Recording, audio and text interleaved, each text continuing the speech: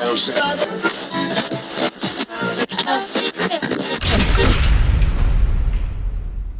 McTell, it's my pleasure to welcome you to Noise11.com. And I've been doing this since 1977. You're a couple of years ahead of me. I can't believe it's the first time we've ever spoken face to face. Yeah, indeed. Yeah. Well, thanks, Paul. Thanks for your interest. Well, we're going to get you down into Australia for another time. How many tours have you had down here? I think this will be my 14th. I think it's been that many, you know. I think it's 14. Someone will tell me it's 13 or 12 and a half or something, but I'm pretty sure this must be my 14th. That's more than every Beatle and every Rolling Stone combined. Together, there you go. And yeah. Still only one hit. There you go. What can... Yeah. Well, we just had Paul McCartney down here. You're a couple of years younger than him. You've just seen a Rolling Stones album in the charts. You're a couple of years younger than Mick. Does that give you incentive to keep on going? Yes, a little bit. I think I was lucky enough to catch from a distance Paul at Glastonbury a couple of years back was it last year or the year before? And just to be, it's like some artists, it's just nice to be in the same space with them. And Paul has been so gracious on the couple of times that I have met him. Mick Jagger dropped into our local pub the other night to look at a band called Slim Chance, Ronnie Lane's old band, and he whistled past me very briefly, and I didn't have a chance to say hello, Mick, but he went in, saw the band, came out and gone. So I've been in the company of these great artists, but I've only ever really spoken or chatted with Paul, and he was extremely nice and complimentary. We met at the Buddy Holly story premiere. Oh, wow. Yeah, well, it was pretty nice. Billy Connolly invited me along. Another name drop. Sorry about this, but he invited me on. I thought he needed me to get him out of being badgered and plagued by people, but he was loving it, and it was a pretty wonderful. It was the last night we saw Keith Moon. Of course, he passed away the following day, so it was hobnobbing with the stars in the background, very much so. But Paul was always very gracious, and he signed my copy of Sgt. Pepper's Lonely Hearts Club Band as well, so that was nice. Did he sign it as Paul or Billy Shears? No, he signed it Paul. Yeah, and he wrote Streets of Liverpool over it as well. Oh, fantastic. What an acknowledgement. Yeah. That's fantastic. Yeah. Well, you have quite the history yourself. I mean, if we go back to, those late 60s, when you first went into the studio, with the amazing producer Gus Dudgeon, that really set the template, didn't it? I mean, was he hadn't really made his name at that point, though, had he? No, he was a tape op and part-time engineer at Decca Studios, and what happened was his wife Sheila was secretary to Nat Joseph, who ran a tiny little record label called Transatlantic Records out at Marylebone High Street in London.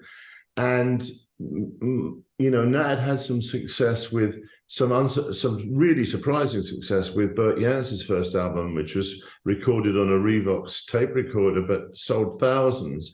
And he was looking for other artists. And when I finally got the contract with them, it was Sheila who said, well, my husband wants to get into production. His name is Gus. And so Gus and I were both virgins in the recording studio. Him as a producer, me as a recording artist. And we had Tony Visconti, more or less his debut in Britain, certainly, doing the string arrangements and stuff like that. So we're three new boys all on the same album. And it was a bit of a hodgepodge, that album of songs, but it did well enough for them to give me a chance for another album. And the rest, as they say, is history. Yeah, well, Tony Visconti, of course, another legend who went on to produce all of David Bowie's work. David Bowie stuff. From then on. Yeah, pretty much. Yeah, absolutely. Yeah. In fact, Gus produced a big one. Space Oddity was Gus's production. But then Tony did all the others, and he did, of course, Tyrannosaurus, T-Rex and all that stuff, and lots more besides. Wow. And, of course, Gus made his name with Elton John as well. Absolutely. Yeah. Both of them are lovely blokes, really great blokes.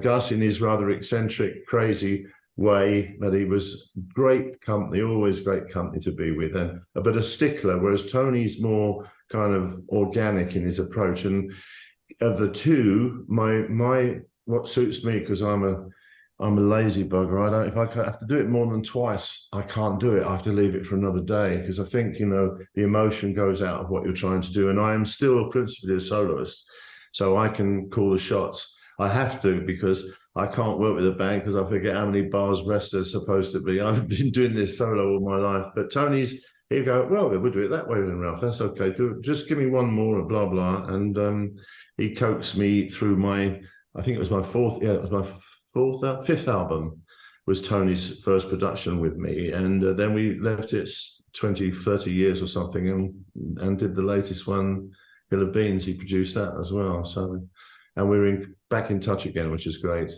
I guess being the solo artist too, and not having a band, you can change your set list on the fly if you choose, can't you? I do every night. I got some advice from, of all people, I was sort of, again, Billy loves Australia as much as I do and relishes that every chance he can get out there. And I wrote his song for the World Tour of Australia, which was called In the Dreamtime, which sort of emphasizes our kinship with the place. But he's a soloist, don't forget. He doesn't have any other support but himself. So he's a great one. He said, you should always challenge yourself on stage. So by throwing in an extra couple of numbers that I didn't do the night before, or digging something, or getting a request from the audience, it keeps you on your toes, keeps that adrenaline. It never gets dull. It's always exciting and it's always different. Well, you've had more than 50 albums to your name. So, multiply that by 10, that must give us at least 500 songs. Oh, nearly something like that, probably. There must be people at your shows that are really deep into some of those albums. Can people yell out any song off any Ralph McTell album and you still remember it? Not 500, but I would say a good 200 I can call to memory. Yeah, I think the reason for that is they take me quite a long time to write, but also because of the narrative nature of the stories in the song. I describe it as that you're on stage sometimes with a big song, a lot of verses, and it's like as you're singing the verse, you're looking at the hill, kind of saying, "What's the next one? How's the first line?" And you're playing away, and one part of your brain is thinking about and you get to the top of that hill, and there it is written in a big sign on the next hill, and that's how I do it. And sometimes I can actually get them in the wrong order. Once or twice I've done that, but they still sort of make sense because they're telling a story. So that's very helpful. Well, that's it. I mean, all those songs, all those stories. So all of those lyrics, you almost have to be an actor to be able to relive that. Well, I think you did. That's very, very perceptive. You do have to act, but once you get the tempo right and you start to think about what the song is, it's not that difficult anymore for me to do that. I can get in. I can stretch a line out. No one's going to get wrong-footed if I do that, or I can play a little bridge in the middle. No one's going to get wrong-footed in the band because it's only me doing it, So I relish that now, probably more now that I'm older and know. I said to someone the other day, this is what I've done with my life. I've made music and I've played to people. That's what I've done, and if I can't sit back in the easy chair a little bit and say, I'm going to stretch this one out, I'm going to play that one a bit slower tonight, I'll double that chorus, I'm going to play a riff in the middle of verse 2 instead of verse 4. And that's what I do, because to me, the satisfaction comes not from singing the song, but accompanying the song with my guitar. That's what I love. I love writing lyrics, but I love playing the guitar. And I don't just strum, as you know. I'm a pianistic style guitar player, if there is such a thing, if you know what I mean. The noodling, as they say. Well, yeah, I'm a noodler too. Yeah, but I actually just love the guitar. That's all I wanted to do, and I can't believe when people say. They still say the singer, Ralph. I think singer. Well, I suppose I sing the songs, but I never practice singing. I only practice the guitar, every day. I guess you probably have more in common with Bob Dylan than you have with a Jagger or a McCartney. Probably. I mean, the thing is that songs of so many different types. I mean, I'd love to be able to write a pop song. Maybe I have got close to it, and perhaps even Streets has become a pop song. But I'm a huge fan of the writing of Randy Newman. I've never quite reached those enormously high standards, or those tremendously beautiful, philharmonic kind of accompaniments and the moods that he can get with the low end of the strings and so on, and that lovely, apparently deceptively simple piano playing, which is absolutely beautiful accompanying. And of course he had some music lessons. I mean, I'm an ear musician, but then so is McCartney. He don't read a note, and he's done pretty well. The boy done good and written some great melodies as well. So to me, though, that satisfaction, I say the most satisfying part of what I do is finishing the song, writing the song. The second bit is performing the song, and right down the list is recording the song. Because I always find recording studios a bit of a test, to be honest with you. I get red light fever, and as I say, I've got very little patience. 2 goes and I've done maybe 3.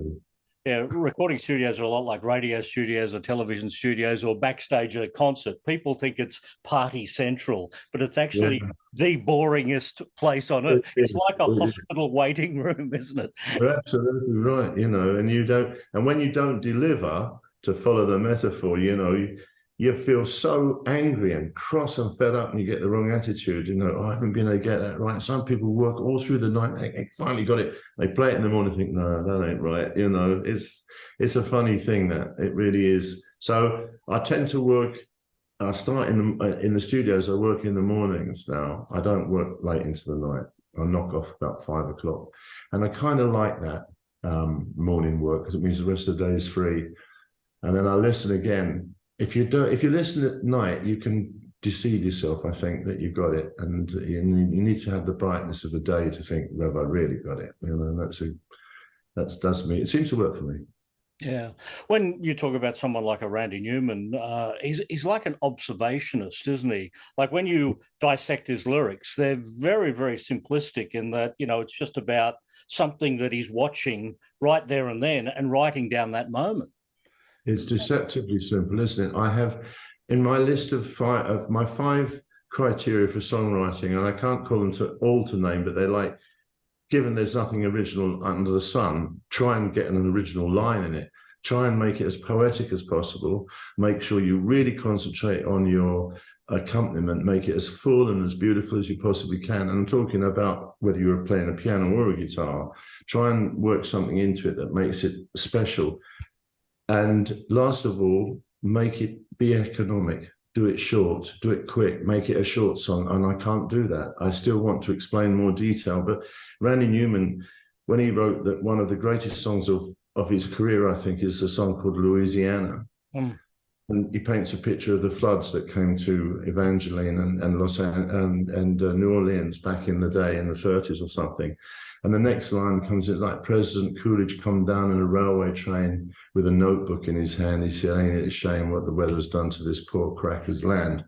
And you know, that's authority, that's the big chap. And the next minute he's gone, leaving the people in the water. Those are the things that Randy does. He leaves you with an image in a couple of lines that just will not, you know, which won't go away. And there's so many of his songs like that, you know, absolutely incredible craftsman. Well, you've given us, you know, cinematic moments, Streets of London, that basically has given you an entire career. You know, when I listen to the lyrics of that song, I can picture an entire movie. Yeah, so people tell me, and of course I did when I wrote it. I mean, I definitely did. What astonishes me is that it's not very short. It's probably, well, it might have an original idea. The tune is fairly simple.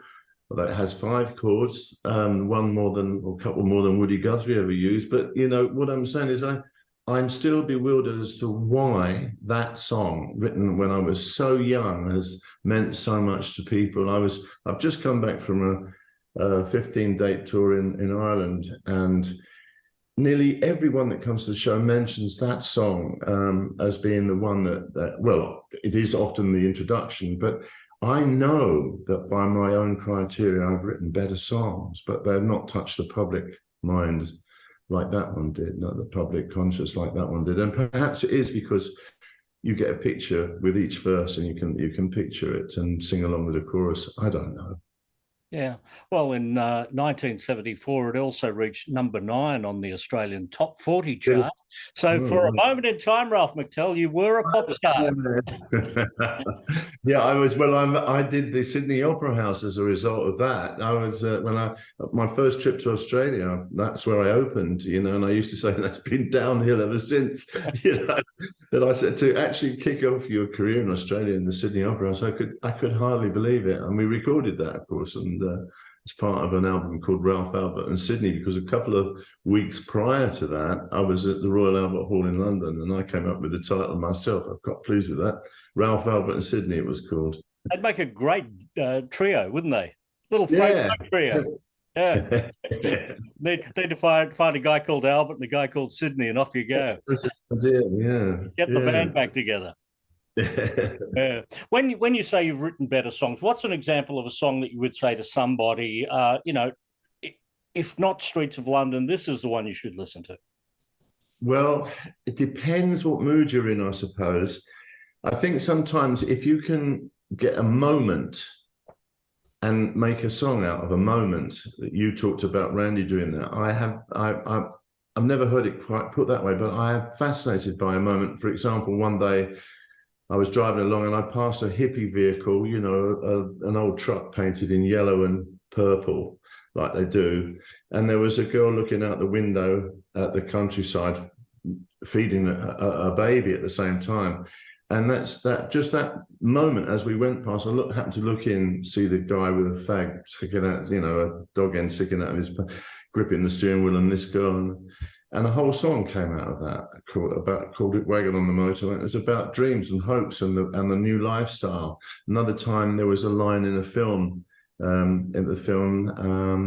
Citizen Kane, where Bernstein says, talks about the girl he saw on the Jersey ferry. It's got nothing to do with the film at all, but it's just such a lovely moment. I made that a song.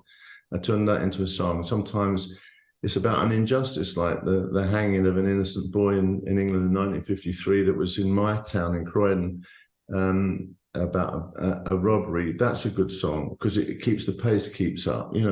By my criteria, that's the sort of thing that I like. I don't have a waiting list for people or a record company waiting for the next hit, so I can choose what I want to write about, but I will look for something that makes each song special to me, right? And if I think I'm lapsing into too much cliche or too much ordinariness, I will put it away and find a better tune or a couple of stronger lines to support the idea, and then we'll start again and we'll go again. Mm. In the early days of your career, you were involved in a couple of children's television shows. I was, yeah. I guess you would have been in your late 20s, early 30s around that point.